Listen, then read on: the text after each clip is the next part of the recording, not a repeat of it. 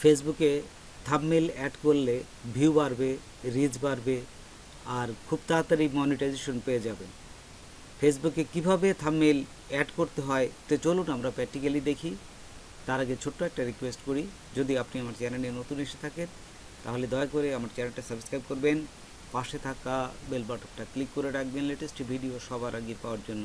আর যারা সাবস্ক্রাইব করেছেন তাদের সবাইকে ধন্যবাদ। সাথেই থাকবেন, ফিরে আসছি ছোট্ট একটা ইন্টার পর।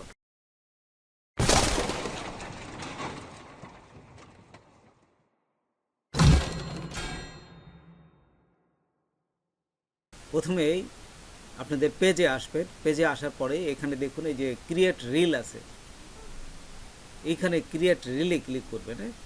আচ্ছা, আমি দেখুন ক্রিয়েট রিলে ক্লিক করলাম, ক্লিক করার পরে এইখানে আসবে, এখানে আসার পর নিচে দেখুন এই যে ফেসবুক এবং ইনস্টাগ্রাম দুটোই আছে।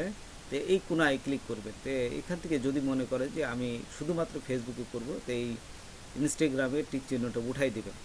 তারপর নিচে দেখুন আরেকটু আছে যে পাবলিশ টু ফেসবুক গ্রুপ। আপনার বিভিন্ন ফেসবুকে গ্রুপ আছে, এখানে যদি পাবলিশ করতে চান সেটা সিলেক্ট করে দেবেন। এই যে এখান দিয়ে আপনার যে যে গ্রুপগুলো আপনার সাথে অ্যাড হয়েছে সেইগুলো আপনি সিলেক্ট করে সেভে ক্লিক করবেন। তারপরে এই যে অ্যাড ভিডিও, এখানে ক্লিক করলাম।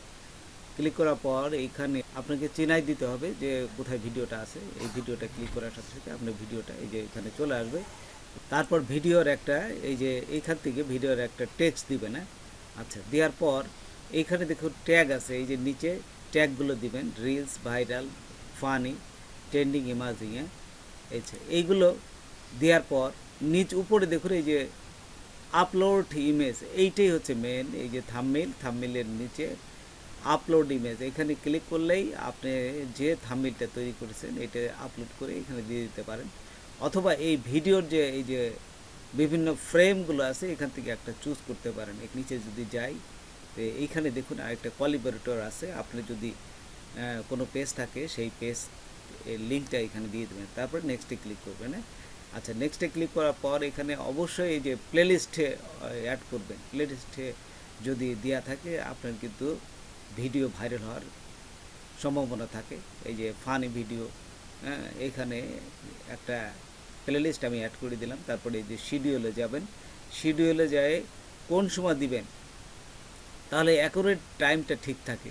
আমি এই শিডিউলটা একটা তারপর যদি সব কিছু এখানে ঠিক থাকে আপনি এই শিডিউলে ক্লিক করবেন। শিডিউলে ক্লিক করার সাথে সাথেই আপনার ভিডিওটা কিন্তু পাবলিশ হয়ে যাবে। এই যে তারপরে এখানে ডান দিবেন।